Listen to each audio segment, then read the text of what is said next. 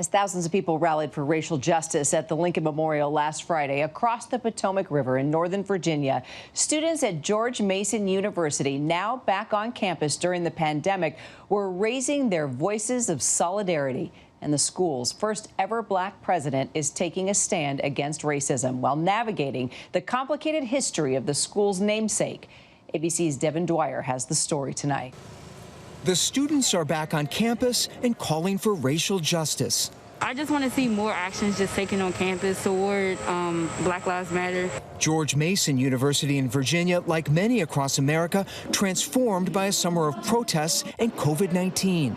Masks are mandatory, social distance enforced in classrooms, and student meals now delivered by robots. Not even a delivery guy. Not even a delivery guy, and it also will say thank you very much. The school, the largest and most diverse public university in Virginia, is also overhauling how it handles issues of race.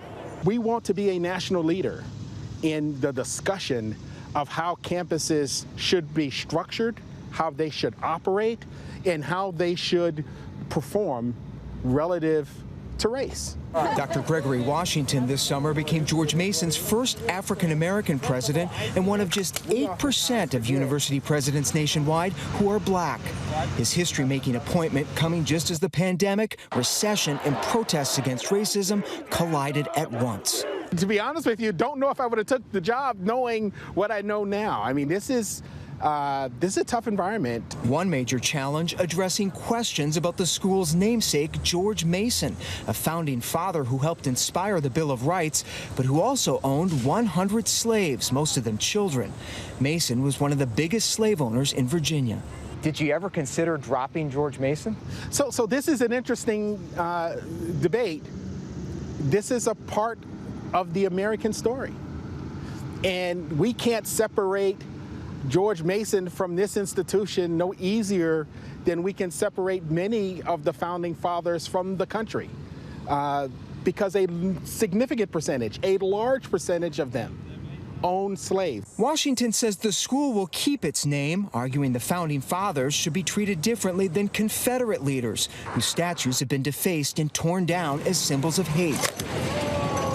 I don't think by him owning slaves has made its way to the campus. We're all diverse, we're all one. Until recently, that history had been overlooked. In 2017, a team of undergraduate researchers uncovered new details about the lives of Mason's slaves, prompting a reckoning on campus.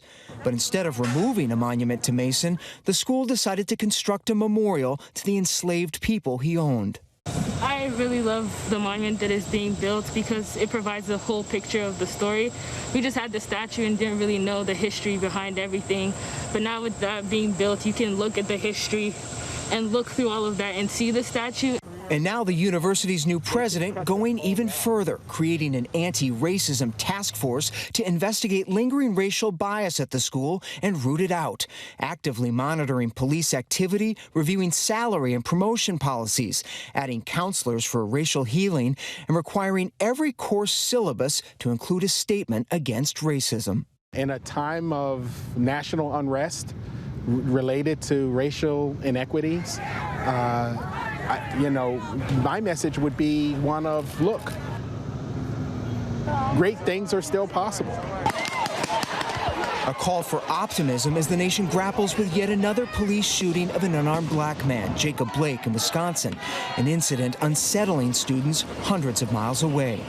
I mean, it's sad. It's sad to see people that look like me, dying on the streets because of something that they can't control. But I think at the moment, what we need in the country right now is unity, because at the moment, it seems like we're very divided. As the March for Justice, Equality, and Unity goes on, students back on campus during this pandemic making clear their voices aren't going away. But I feel like the protests are a good thing. They're showing that we want to fight for what we believe is right, and it shouldn't take for an African-American male or female to be killed for us to protest for what we know is right. For ABC News Live, I'm Devin Dwyer in Fairfax, Virginia. Hi everyone, George Stephanopoulos here. Thanks for checking out the ABC News YouTube channel. If you'd like to get more videos, show highlights, and watch live event coverage, click on the right over here to subscribe to our channel, and don't forget to download the ABC News app for breaking news alerts. Thanks for watching.